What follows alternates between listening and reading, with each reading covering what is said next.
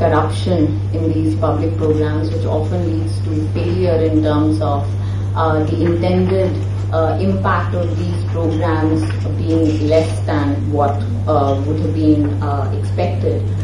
And so that's where that's the general policy perspective behind this paper. And so just to give you an idea of where India stands in terms of corruption. So there's this well-known index which the Transparency International comes out with, which finds that in 2011 they show that India scored 3.1 on a scale of 0 to 10. So 0 being most corrupt, 10 being the cleanest country in terms of corruption in the public sector. And so of course, I mean, I don't think I need to talk more about this. There's lots going on in terms of, with the current government being called up for its on the issues of corruption. So there's a lot of debate about what are the policy initiatives that one can take in order to address this issue of poor governance and corruption in the public sphere, and it all boils down to improving or increasing accountability of public officials. And one of the policy tools that we are discussing a lot lately is the use of technology to improve monitoring of public programs and to increase the accountability of public officials. But the fundamental issue behind using these tools also is what are the preferences and thereby the behavior of political leaders. And I think that's where our paper comes in, essentially, is to think in terms of what is the role of the characteristics that are there of our political leaders in terms of influencing the implementation of these public programs, the quality of the implementation, and the accountability that goes with implementation of these programs. So there has been a lot in the literature about how the presence of women within the household, in terms of empowering them, in terms of giving them more say in decision making within households, has positive impact on distribution of resources within households, on outcomes in terms of health, in terms of education. And more recently, in the last decade or so, there has been an extension of this sort of debate to the political sphere, which is what does the presence of women, more women having a say in political decision making, have for governance of public programs and generally governance in developing countries and in developed countries. So that's one issue that we are trying to look at in this paper. The other is a more direct issue about what is the impact of affirmative action. What can we expect from seeing more women becoming active in the political sphere? Or maybe it could be, or for that matter, even in the bureaucracy, in the administrative sphere. So there is the Women's Reservation Bill, which seeks to, give 33% reservation in state and in national legislature, which is of course still pending, and there's tremendous amount of debate on that. But I think a more interesting and more recent, change that has happened has been the increase in reservation of village council headships for women from 33% to 50%, which was through a change in the through a constitutional amendment in 2009. And some states have recently implemented that. Not all states have implemented it across the country, but states like Bihar and Madhya Pradesh, for instance, in the recent panchayat elections that they've had, there's been an increase in the reservation, and of course in Delhi also in municipal council headships, the number of seats that have been, the proportion of seats that have been reserved for women has been increased to 50%.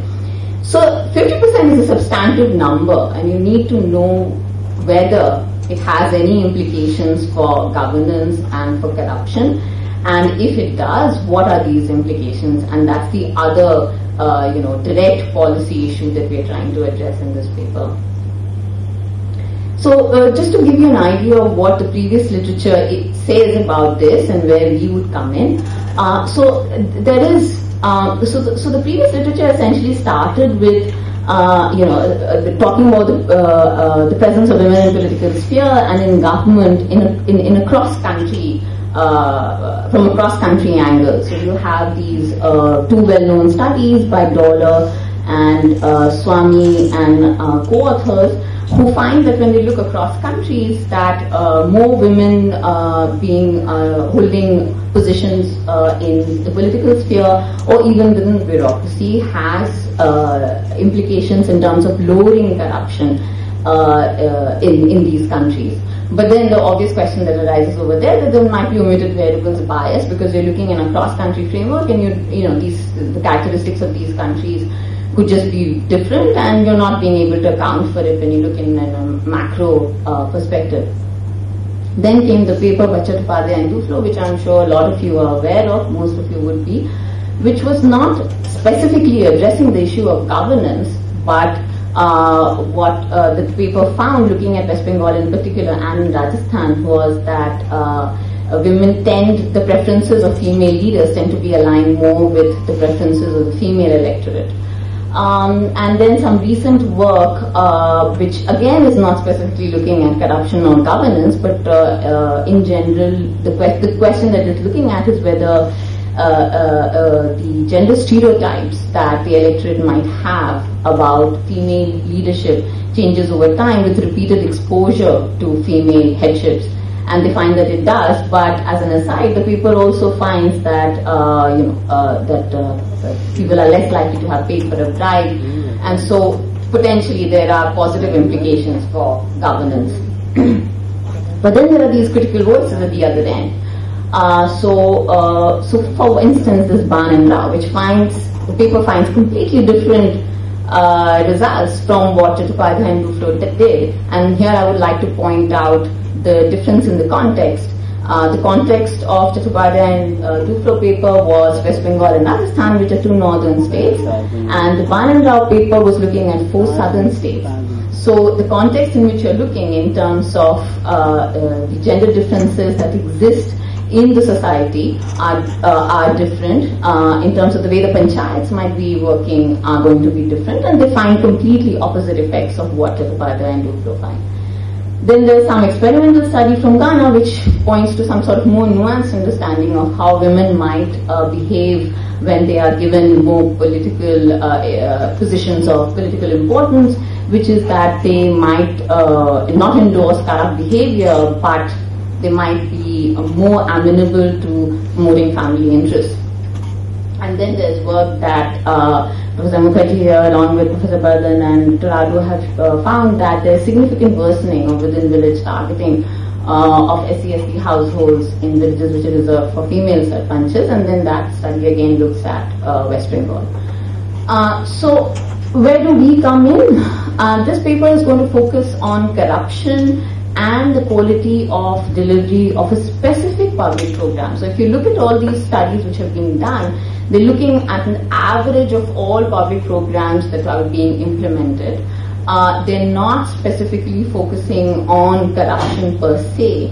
And so we are going to try to have outcomes which measure leakages of funds from a specific public program, which is going to be NREGA, and to look at the entire process of program delivery. And so we are focusing on a particular program. Again, the context here is slightly different because we're looking at a setting where local residents have some idea or have some say in what the actual expenditures on the program have been versus what the official records suggest that the actual expenditures have been. So they have some power to monitor the implementation of this program. The third point is that we have unique survey data, but more importantly that we have panel data from audit reports, and the panel spans the tenure of a particular village council head. So there's no change in the headship of the village council. So you can hold the headship constant and look at how the implementation of the program improves, stays the same, or worsens over time using these panel data. And we're looking in a context in which gender equality is higher, and one could think of, and I would pitch it as the estimates that we would get from this paper might be a lower bound on, but you would question me on that, a lower bound on what we would expect in other contexts, for instance in the northern states of India. So what are our research questions essentially? So we are asking about, we are asking whether female representation in local governments affects the implementation of the Empirical program. Does this effect that you see change over time? Is there improvement or deterioration or what have you? And what are these individual characteristics of village council headships which might be important for some, if you see that there are some potential limitations of affirmative action, where can policy help in order to overcome those limitations? So, just to give you a preview of the results, this is not what we were expecting to find, and this is what we find, which is that households in female reserved gram panchayats report suffering more from misgovernance of the program than in unreserved gram panchayats, which would be contrary to what we would have expected given the the literature, which is generally more discussed on this topic. But what at least I think in terms of makes me feel better about these results is that the panel audit data suggests that there seems to be some improvement in performance over time. So these female sarpanches are probably learning, and as they gain more experience, their performance improves. And when sarpanches have prior political experience, and when they are less likely to require assistance with day-to-day work, their delivery of the program seems to be better, and in some instances even better than that in unreserved gram panchayats. Yes. Can you clarify the timing? Yeah, I'll do that. I'm just going to discuss the data. So the first statement is the corruption and poor program of administration in period prior to the beginning of the election. No. So we are going to look at as the program comes.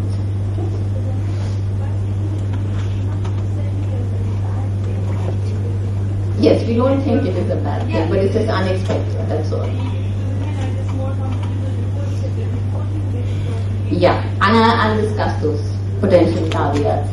Okay, so I'll give you background, and you'll have to bear with me over here because I have a lot to cover in terms of background. So, as all of you know, it is an important program in terms of the scale of the scheme. It's almost 2% of GDP, 70% of expenditures are on labor. And that is going to be most of the focus of this paper is going to be expenditure on wages. And I'm going to tell you that's one reason, and there's another reason is just the data quality, which limits us in that sense.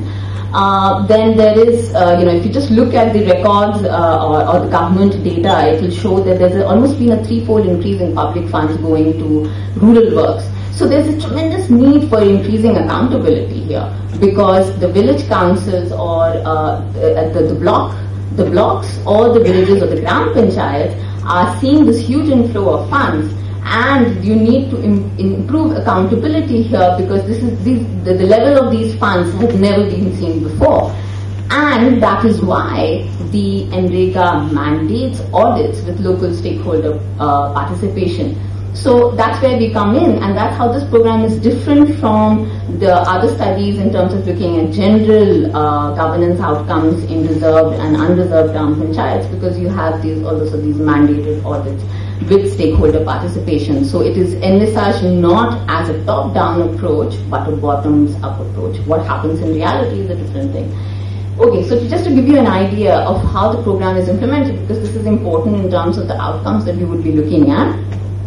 So all households are eligible. It's a right-based program, as most of you would know. So what the household has to do is to first apply for registration in writing or orally. So you register with the program saying that you're interested in benefiting from this program in terms of participating in it. the Gram Panchayat will issue a job card to the household as a whole. So all the members, adult members of the household, are going to be listed on the job card and can potentially participate in the program, and this job card has to be provided free of cost. Once they have the job card in hand, they can submit an application for getting employment in an Empirical project. So essentially, this is where the demand side comes in. There has to be a certain amount of demand that has to be created in order for a project to come in from Empirical, and then the disbursement of wages has to be on a weekly basis, and not beyond a fortnight. So what are all these issues that we would be looking at essentially over here is something that will become clearer to you as I go along. So at the crux of the paper over here really is the issue of what is the role of the Gram Panchayat, and that would be important because that's what we are studying, right? So nationwide, in the Act itself, the share for projects has to be prepared by the Gram Panchayat, and essentially the planning and subsequent execution of at least 50% of these projects have to be done by the Gram Panchayat, and the remaining 50% would be done by the Zilla Panchayat and the Block Panchayat. And of course, there's there's variation in terms of how much power they have in terms of executing this program, and that could vary across states. Individual who's the field assistant and the GP has a substantive role, and we have data on that to sort of substantiate that yes, it does in almost 80% of the cases. The Gram Panchayat had a substantive role in appointment of the field assistant. So that's on the labor side. On the material side, and this is not something that's written anywhere, but what we find in the field is that they choose the suppliers for the material component. And so it's not, and I'm not going to be able to show you that, but not be able to discuss that in detail. But the payment for the materials components does not go to the Sarpanch. So I want to make that clear. The payment does go to the supplier's account directly in Andhra Pradesh. But the point here that I'm trying to make is that given that the selection is being done by the Sarpanch, there's a potential here of having, being in cahoots with the supplier in terms of sharing of any rents that you could get, or rather leakages of funds from this program. So you can see the role of the Gram Panchayat on labor expenditures. There's a role of the Gram Panchayat on the materials expenditure side. And so why are we looking at Andhra Pradesh specifically? So Andhra Pradesh is the third largest state in terms of employment of generation of employment under the Empirical program. More importantly, Andhra Pradesh stands out from any other state in the country in terms of conducting regular and systematic audits. What I alluded to earlier, which is through local stakeholder participation, which is called social audits.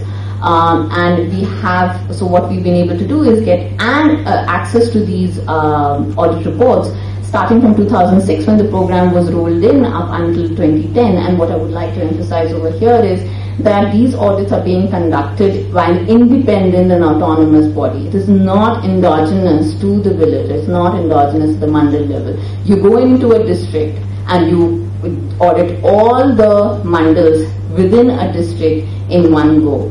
And the timing of these audits are determined independently by the organization which is conducting these audits.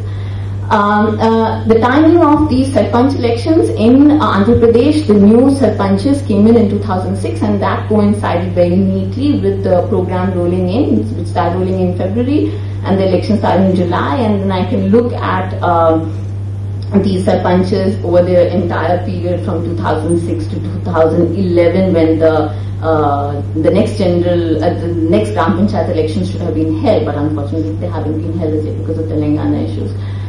But what I would also like to point out is there's a primary role of the mandal or the sub-district in Andhra Pradesh.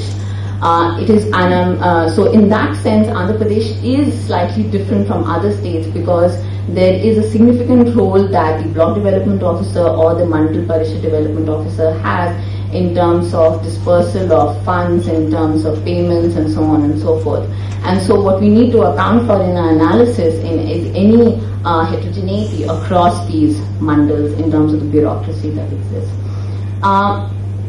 So to give you some background in terms of the audit reports and where the data are coming from, there are two parts to an audit report.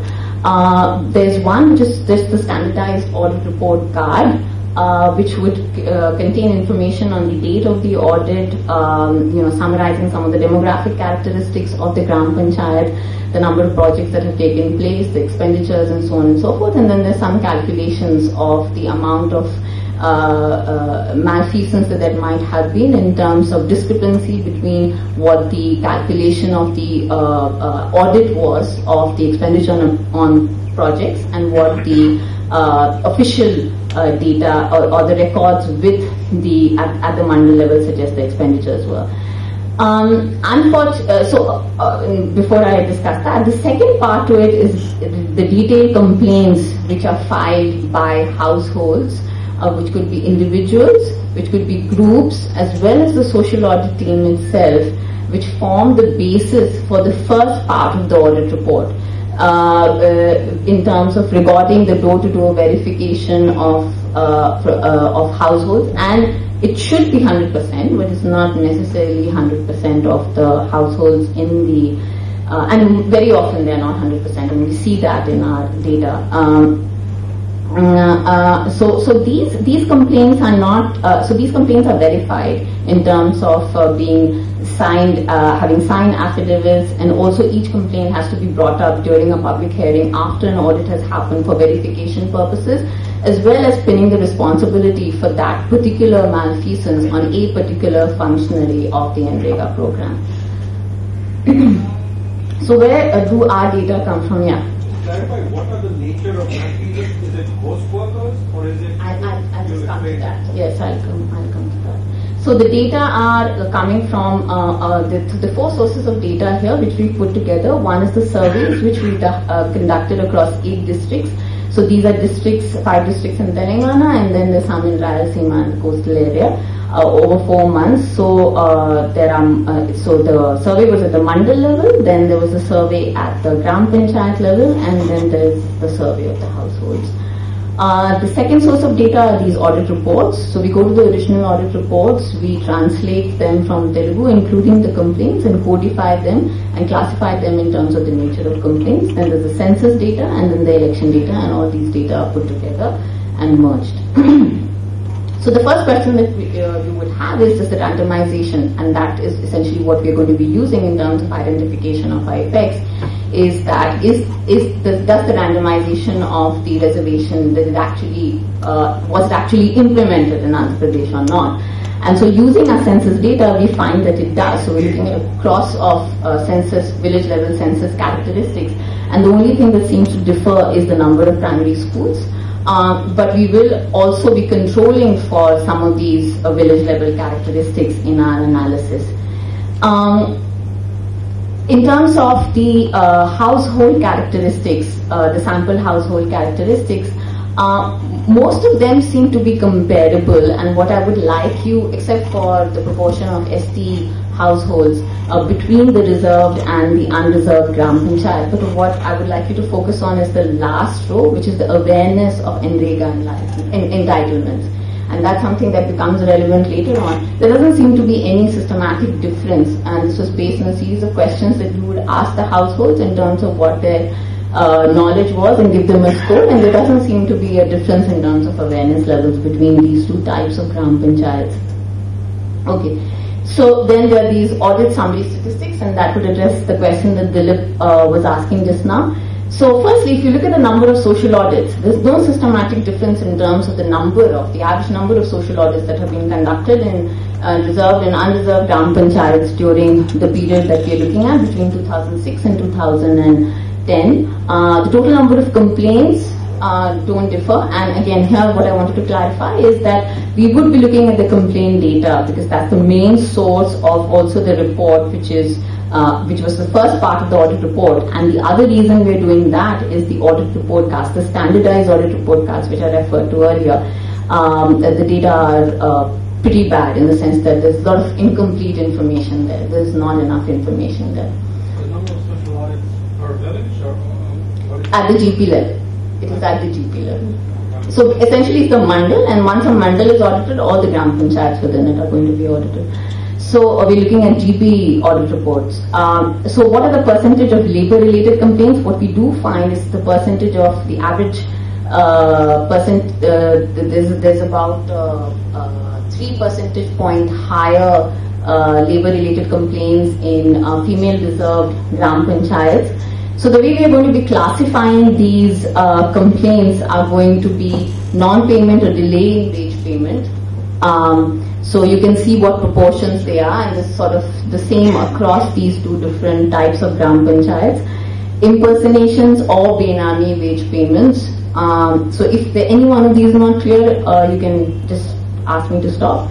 And the third one is excess payments or bribes in labor expenditures. Now there are a lot of cases where we find that there were excess payments of wages, and it's hard for us to really think why there would be excess payments. So the household says I was paid more than what we are saying the records say, and that could be because there might have been sharing of this with other functionaries. There's no way for us to find out what really was happening there, but in terms of payments of, there potentially bribes that were paid to intermediaries in terms of getting these wage payments. And the last is excess payments or bribes in material expenditures, and all these are as proportion of total number of complaints. And then we also looked at the decision-taking reports which happen at the end of the public hearing in terms of which functionary is being held responsible, and in almost 40%, 30 to 40% of these cases, the field assistant is held responsible because the buck stops with him, and so that's natural and doesn't necessarily, and that doesn't differ between the two types of gram panchayats. So these are just the descriptives. Now, yeah. So they react to complaints. They don't do any independent audits of their own. So the independent audit part is essentially this. You take the muster rolls, yeah, you take the labor records that exist with the block officer. You calculate what is the total amount that this household should have got for all these projects that would have that this particular household or any member of this household participated in, and then you go to the household with these records and ask them whether they were paid the amount that is stated on that. So that's one, which is an audit, which is you are going to the household and asking them, so right? So host workers, so the household said, I never heard of this, I never got this benefit. Would that be classified as Yes, that would be classified. Because as I said, these are everything that is filed, not just by households coming up and telling you, I have an issue, but also the social audit team itself. And then the calculation for the discrepancy, which happens in the standardized audit report card, it should be based on these, on the second part, which is all these complaints which are being filed by the audit team in terms of what they did proactively, as well as what the households reported potentially. Most workers are people who don't really exist. So are there situations where they can't find the household? Exactly. So those are the benami, and so in the sense that you can say that, you know, the record says that you were supposed to, you were paid so much, and the guy says, look, I never really worked on this, so somebody else took the money on my behalf. That's impersonation. The benami part is that, you know, they will go and they will say that, look, there is this person, so you go into the household to find out, but you find out this person died 10 years ago, and there was money that was taken out on that person's name. That is also a complaint. Yes. So that's the way we've classified them, right? And so that public? Is it made public to yes. parts of the village? Yes. So each complaint has to be discussed in the public hearing for the responsibility to be pinned on the functionary, potential, the functionary who should have, who was probably responsible for that malfeasance. Can I just follow up on that? Do households have any incentive to report if they receive excess payments or payments to which they were not entitled? Would this just expose them to... Exactly, right. So that's why as I said, why should households be reporting excess payments? Unless it comes as a surprise to them and you say, you know, I ask you first, in the audit I would ask you first, did you so in the records it says that you participated, how much were you paid, the person tells you how much you were paid, and then you cross check and you see, oh, but this person was paid more or less than what they are saying. Right? So I'll have to move a little bit faster here. Okay. So just looking at mean differences. So I'm going through the entire process of implementation of the program, and this is just using the household survey data. So when we look at registering for the program, so this is not the audit data. This is the data coming from the household survey. Okay. So more households report paying a bribe for the job card, which is supposed to be free of cost. The amount that they paid is slightly less in the reserve gram panchayats. I'm not able to see this here. Okay, so proportion of households with job cards is also higher in the reserved gram panchayats. So then there's how they participated in the program. There doesn't seem to be any difference in the first one, but the second one, stakeholders were informed about work availability by the gram panchayat seems to be higher in the reserved gram panchayats. In terms of receiving program benefits, the reserve gram panchayats seem to be doing worse than the unreserved gram panchayats in terms of whether the wages received were lower than the wages due, they're more likely to be delayed wage payments made by cash again, which potentially refers to there could be issues in terms of potential for leakage of funds is higher, and being asked to verify records in an audit, and the discrepancies found are higher in the reserve gram panchayats. So there are some of these processes on which they seem to be working well, but they are much fewer than the ones in which there seem to be issues in terms of poor performance. So just discuss the methodology. So essentially, all the analysis is going to be at the within the mandal. So we look at variation in the performance of reserved and unreserved gram panchayats within a mandal. So we account for unobservable characteristics, variation in them across mandals. We account for household characteristics. We account for GP level village characteristics as well as attributes of self-punchers, including the education, the caste, and so on. So that's the so the program process experience is the last table. In the audit data, the outcome that the way we've defined it is the number or the amount of the complaint type in GPJ at Mandal K in a particular district in a particular audit year. So we are going to be accounting for differences in potential differences in district level trends across these audit years, and I'm not showing the results here for mandal level trends, but in almost all instances, even if we account for any differences in mandal specific trends, our results do go through. Okay, so the first set of results, what we find is that the households are more likely to report having paid a bribe, and that holds when the two sets of models. The first one in which we don't take care of village census characteristics, and the second one we do.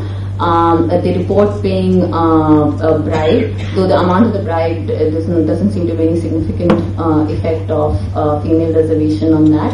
Where we find anyway, and we're reporting in instances where we find differences. So receiving program benefits more likely to be delays in female reserved gram panchayats, more likely to have participated in an audit, and we delve deeper into what participation in an audit mean. It could just mean going and sitting in a public hearing, but that's not what the case is. They have been asked to verify labor records, and there has been in the first model at least, where we find the discrepancy in labor records conditional on their having been asked to verify them is higher. Next we go to the audit findings, and there's a slip here because the first there are two models here. One in which I've interacted the year of the audit with the reservation status, and in both the models there is control for overall time trends, and you just have to excuse me for not having reported that for the first set of model. So what we find is that there seems to be so the coefficient on the interaction of GP reserved for female with time is negative, and consistently so for across all the different outcomes that I'm looking at, and also the amount of the discrepancy, as you can see, whether the main coefficient seems to be significant in most cases. And what I would want to just emphasize over here is that this is the year that the audit happened. It does not mean that there is the effect of an audit, because it could be that in 2008 the first audit happened. So this is just pooled data. This is pooled across all the years that we have. This is essentially what we're trying to, what I'm going to conclude from here essentially is that there's an improvement over time in terms of how the delivery of the program is. But so can any one so can we conclude from here? The essential concern I have is, can we conclude from here that there's some intrinsic differences in preferences in the behavior of, because the preferences refer that there's differences in behavior that we see of reserved and unreserved gram panchayats. And there are two big questions over here. One is that incentives can differ because the probability of re-election differs across reserved and unreserved gram panchayats. And the second is it just gender stereotypes? I'm saying that, I see more problems here because I know that my sarpanch is a woman, right? And I'm going to argue that that's not happening. So first is, if I control for prior, so I do control for prior political experience. So this is whether you were a ward member or you were sarpanch. So prior political experience does not seem to have any effect, or at least in one case it has some sort of an effect, which is in column 2. But the bigger, what we see, the big picture here really is that prior political experience interacted with being in a reserved GP has a positive effect on these outcomes that we looked at, and this is using household data. The second is, if I break up the sample, again these are OLS results, and of course I'm aware of the issue of there could be potential endogeneity of experience, but that has to vary. So reserved gram panchayat, so the electorate in reserved gram panchayat should have more should be suffering from gender stereotypes more than unreserved gram panchayats in electing sarpanches who have, female sarpanches who have prior political experience. So that's something that I have to get my head around. But just breaking up the sample in terms of those who require assistance and those who report not requiring day-to-day assistance with work as a sarpanch, the results are being driven by those who require day-to-day assistance. In terms of, if you just look at the coefficients, they're actually flipping between the first row and the second row, also in terms of targeting. So just to summarize at least, so I would like to know what the audience here thinks, but there seems to be some evidence that there is poor administration and corruption in the program in both processes where the GP is entirely responsible, and for those for which it shares responsibility, there is potentially some improvement over time that is being corroborated both by the audit data as well as the household level data, and potentially political experience improves that of female leaders, not necessarily of all leaders. And so I have two questions which I'm going to, and then I'm going to stop, is can I find direct evidence? So if it is an experience story, can I find direct evidence of capture of the program in GPs which are headed by inexperienced and less independent women sarpanches? And by capture I mean, are some particular program functionaries being held responsible? And the question which is at the crux of the paper, at the heart of the paper, is how much of this can I attribute to differences in preferences? And I'm going to stop. 5 points. I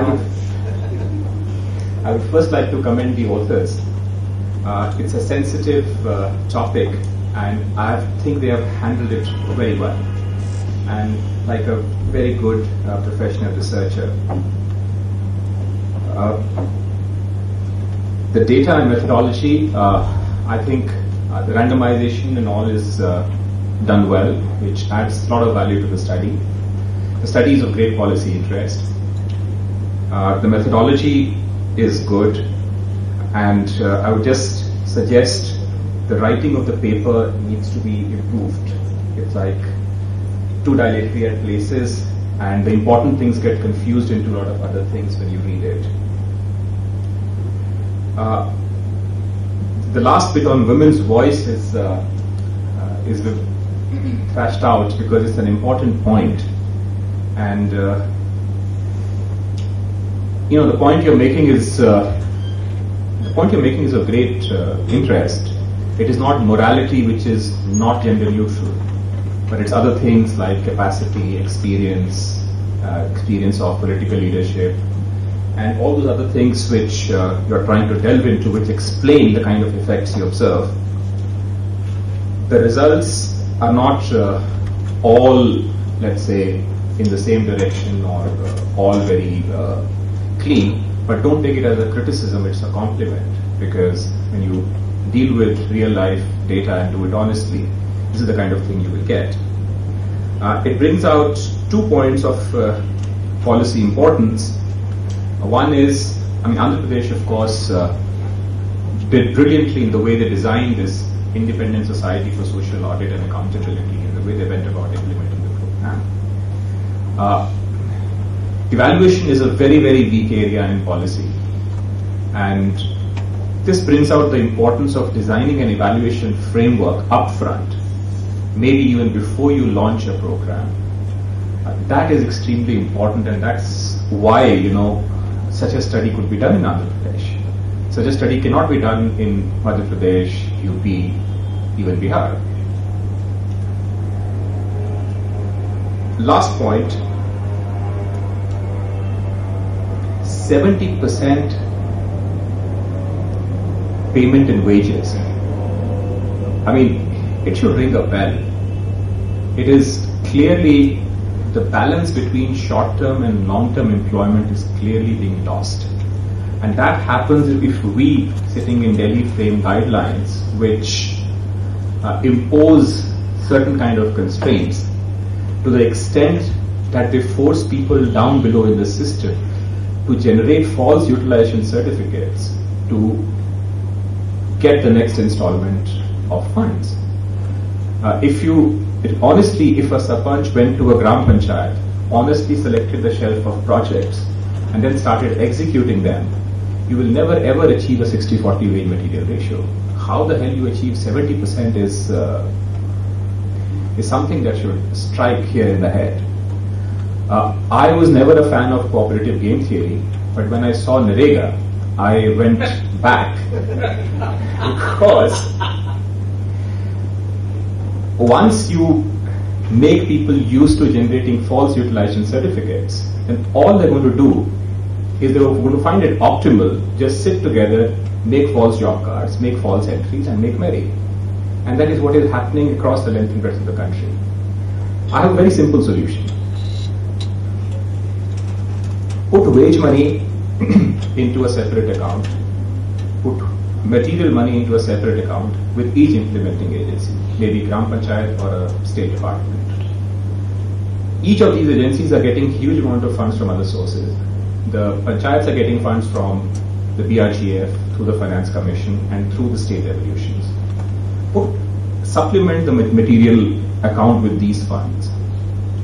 Select the programs the way Gram Panchayat wants it. Honestly execute the projects. In each measurement book or each project estimate, compute the actual wage and actual material, and then just report, aggregate, and do it on actual basis. It doesn't matter, it might just be 35% wages, 40% wages. Because from Narega it will be 60%, but from other sources it can be done. But once you built in a system which is honest from the grassroots, there is hope. If we sitting here design policies which are meant to encourage cooperative game theory, then only God can save us. Thank you. I wasn't very surprised with the result, except that I thought reporting bit is very interesting. And this kind of relates to the paper one of my colleagues at Warwick has written on reserved gram panchayats showing an increase in reported crime. And here too the reporting dimension is very important because it seems that women are more comfortable reporting about crime against them if there is a woman leader.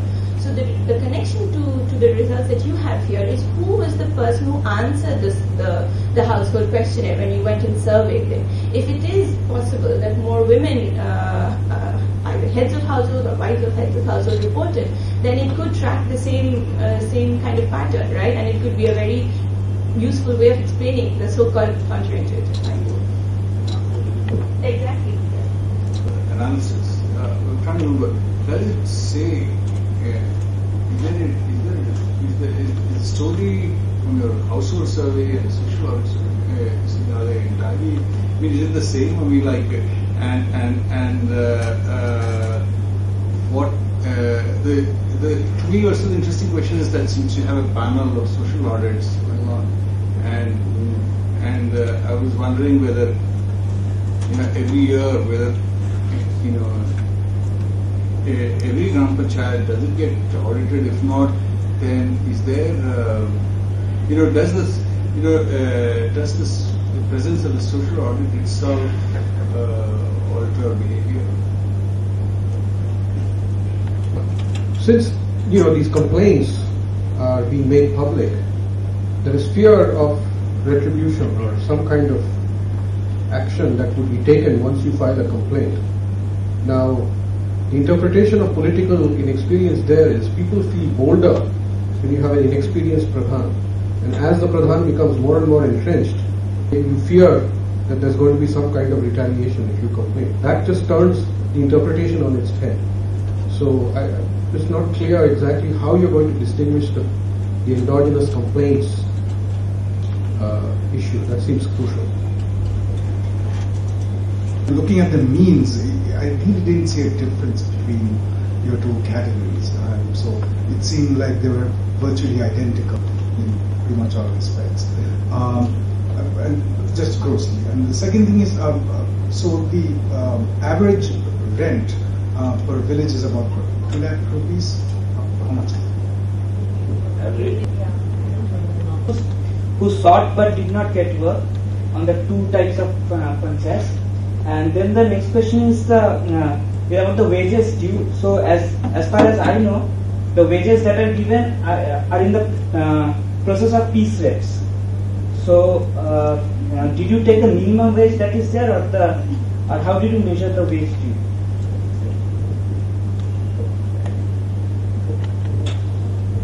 Yeah, I think this issue of stock cuts is really important, and it was sort of along a similar vein. I mean, you have this, if you have this problem for 100 days and there's enough resources to go around, that's one thing. If there isn't, then the question is, what's the right rationing mechanism, right? One is sort of being arbitrary, and one is developing a market and bribes. It's not so obvious that one is referred to the other. I think this also raises the question, which is the amount of money coming into the village might be different for reserved and unreserved panchayats, and therefore the number of constraints, and that may trigger this development of a market. So I'm just wondering if you sort of thought through that side of the problem. Is coming to make the audit reports, make them look like the unreserved councils. So how do we know that? How can we authenticate that what's being filled in these records? That is something that Mr. Chawla actually referred to, which is in the paper, which we didn't discuss over here, which is that we do classify these complaints as whether they were complaints filed by women or they were complaints filed by men. And yes, we do see that there are more women. So we've done some analysis, which is still pretty in a nascent stage. And we do find that in, given, with all the caveats that it's in a nascent stage, that we do find that in reserved gram panchayats, we find more women complaining than in unreserved gram panchayats. Sorry. So we and I think that's a very important issue to look at, and that is what Mr. Chawla referred to when we were talking about the voice of women, and there seems to be some positive benefits there in terms of having a reserved female sarpanch. the timing of audits and the effect of audits itself, and that's completely a valid point, and I take the point. There is, so as I showed, overall in average terms, the number of audits that have happened has been the same between the reserved and the unreserved gram panchayats, but yes, there is some variation in the timing of these audits, and the claim that we are making over here is that the timing of these audits are determined independently. But yes, there would be effect of audits itself, and that is an interesting question to look at in itself, which would be how does, and so then what I would do there is not have the audit year as a control, but just look at audit numbers, which is a slightly different thing, and the interpretation would be different.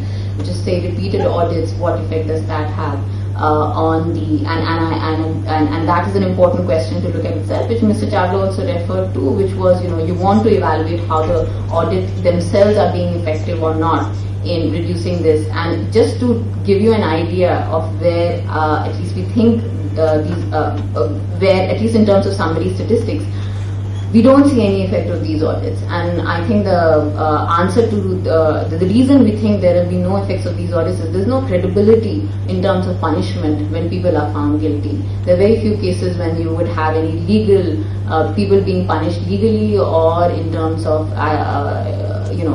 punitive action being taken by administrations in order to.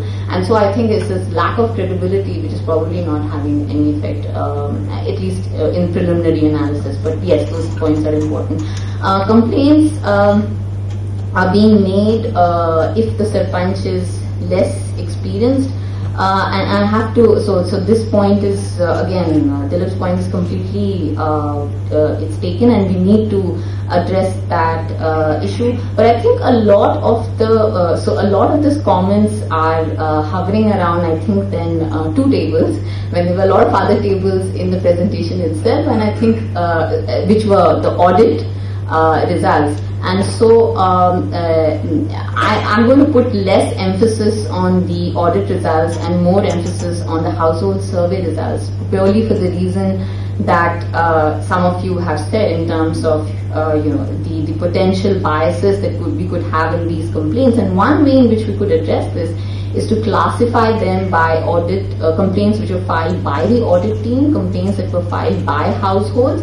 And we have been trying to do that. Unfortunately, we don't have enough power in the sample to do much with it, because the majority, there's some variation in terms of the composition of the nature of complaints. Households tend to complain more about labor. It is the audit process through which, the social audit team seems to have higher proportion of complaints in terms of material expenditures.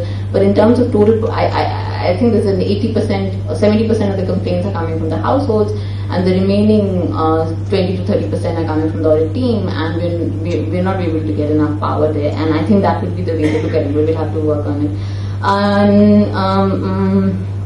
The coefficient is going in the same direction, and the standard errors are too high, or?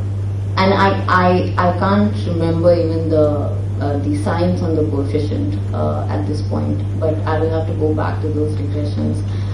Whether the amount of money coming into these reserved and unreserved GPs is different, yes, we will need to go back to probably administrative records to check that, whether there are any differences there.